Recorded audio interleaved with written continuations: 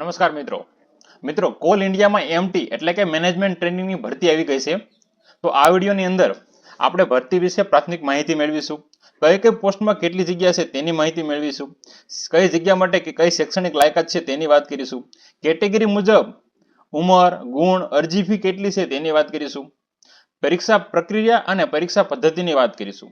તો મિત્રો વિડીયોમાં અંત સુધી બન્યા રહેજો. મિત્રો જો વિડીયો તમે યુટ્યુબના માધ્યમથી જોઈ રહ્યા હોય તો મારી ચેનલને સબસ્ક્રાઇબ કરી લેજો, અને જો વિડીયો ફેસબુકમાં જોઈ રહ્યા હોય તો મારા પેજને ફોલો કરી લેજો. તો મિત્રો ચાલો આપણે વિડીયોને શરૂ કરીએ. મિત્રો ભરતી વિશે પ્રાથમિક માહિતી મેળવીએ તો ભારતની જે મહારત્ન કંપની છે કોલ ઇન્ડિયા લિમિટેડ, તેની અંદર મેનેજમેન્ટ ટ્રેનીની ભરતી આવી ગઈ છે. અને નોકરીનું સ્થળ સમગ્ર ઇન્ડિયામાં જ્યાં જ્યાં કોલ ઇન્ડિયાની બ્રાન્ચ હોય ત્યાં તમને નોકરી મળી શકે છે. અરજીનું માધ્યમ ફરજિયાત ઓનલાઈન છે, ઓફલાઈન અરજી સ્વીકારવામાં નહીં આવે. અને પસંદગી પ્રક્રિયા સીબીટી પરીક્ષા એટલે કે કમ્પ્યુટર બેઝ પરીક્ષા લેવામાં આવશે, અને તેના આધારે તમને નોકરી આપવામાં આવશે. અને અરજી કરવાની છેલ્લી તારીખ 11 જૂન 2026 છે. તે તારીખ તમામ ઉમેદવારોએ ખાસ ધ્યાન રાખવી. મિત્રો હવે આપણે કઈ પોસ્ટ ઉપર કેટલી જગ્યા છે તેની વાત કરીએ. કુલ 660 જગ્યા છે.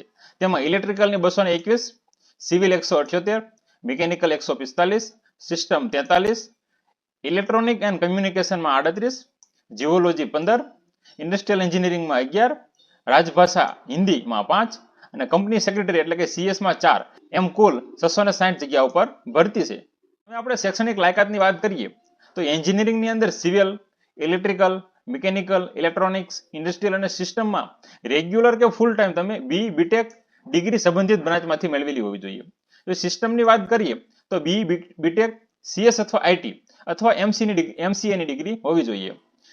ઝૂઓલોજીની વાત કરીએ તો એમએસસી એમટેક, એમાં ઝૂઓલોજી હોય, એપ્લાઇડ ઝૂઓલોજી અથવા જીઓ ફિઝિક્સ હોય.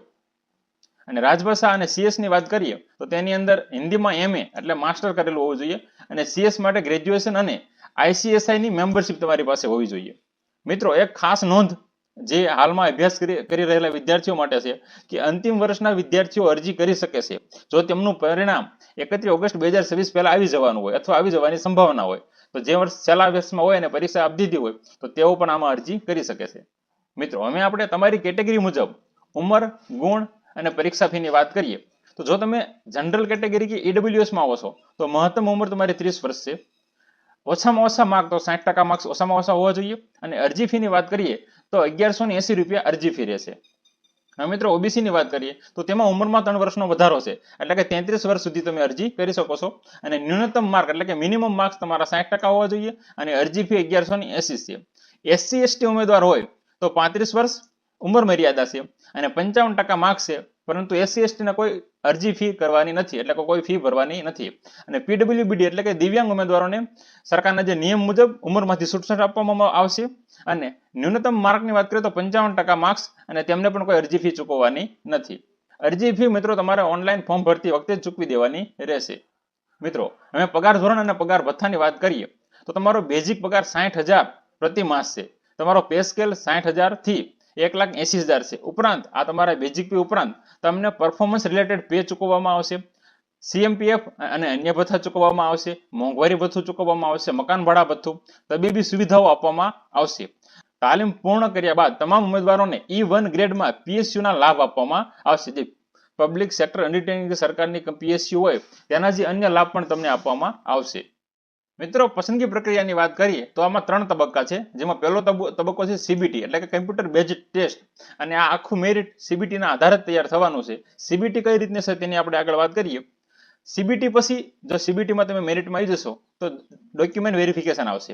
અને જો ડોક્યુમેન્ટ વેરિફિકેશનમાં પણ તમે શોર્ટલિસ્ટ થાવશો તો તબીબી તપાસ એટલે કે કોલ ઇન્ડિયાના જે નિયમો મુજબ તમારું મેડિકલ કરવામાં આવશે. આમાં કોઈ ઇન્ટરવ્યુ નથી કે કોઈ ગ્રુપ ડિસ્કશન નથી, ફક્ત એક પરીક્ષા છે સીબીટી, અને તમારું સિલેક્શન થઈ શકે છે. મિત્રો હવે સીબીટી પરીક્ષા પદ્ધતિ વિશે જોઈએ તો એમાં 2 પેપર રહેવાના છે. એક પેપર છે જેની અંદર સામાન્ય જ્ઞાન અને એપ્ટિટ્યુડ છે. તેમાં એના વિષયો જોઈએ તો જનરલ નોલેજ, રીઝનિંગ, નંબરિકલ એબિલિટી અને ઇંગ્લિશ છે. તે 100 ગુણનું પેપર રહેવાનું છે. અને જે પેપર 2 છે તે પ્રોફેશનલ નોલેજ છે.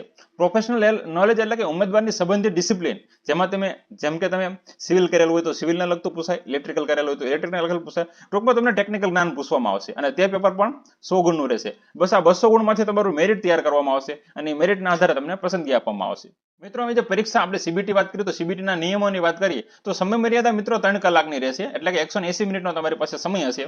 પ્રશ્નના પ્રકાર તો કે ક્વેશ્ચન ટાઈપ હશે, ઓબ્જેક્ટિવ, એટલે તમારે લખવાનું એવું નથી, આમાં એમસીક્યુ જ આપવાના છે ને એમસીક્યુ ટીક કરવાના છે. અને સૌથી અગત્યનો પોઈન્ટ કે આમાં નેગેટિવ માર્કિંગ નથી, તો તમારો પ્રશ્ન ખોટો પડે તો કોઈ નેગેટિવ માર્કિંગ રહેવાનું નથી. અને પરીક્ષાની ભાષાની વાત કરીએ તો પ્રશ્નપત્ર હિન્દી અને અંગ્રેજી એમ 2 ભાષામાં ઉપલબ્ધ હશે. તમે કોઈ પણ ભાષામાં પરીક્ષા આપી શકો છો. તો મિત્રો કોલ ઇન્ડિયામાં જેને નોકરી કરવી હોય તો કોલ ઇન્ડિયામાં તમારી રાહ જોવાઈ રહી છે, તો આજે જ અરજી કરો. અરજી કરવા માટે તમારે સૌપ્રથમ સ્ટેપ 1 છે કોલ ઇન્ડિયાની જે ઓફિશિયલ વેબસાઇટ છે એ વેબસાઇટની મુલાકાત લઈ અને લાયકાતની સંપૂર્ણ ચકાસણી કરી જરૂરી દસ્તાવેજો એકત્રિત કરી અને ઓનલાઈન અરજી કરી દેવાની છે. ઓનલાઈન અરજી કરવાની છેલ્લી તારીખ 11 જૂન છે, પણ મારી તમામ ઉમેદવારોને વિનંતી છે કે 11 જૂનની રાહ ન જોઈ. જો તમારે અરજી કરવાની હોય તો બને એટલી વહેલી તકે અરજી કરી દેવી. જો મિત્રો વિડીયો ગમ્યો હોય તો વિડીયોને લાઇક પ્લીઝ કરજો. તમારી એક લાઇક અમને નવા વિડીયો બનાવવા માટે ઘણું પ્રોત્સાહન આપે છે.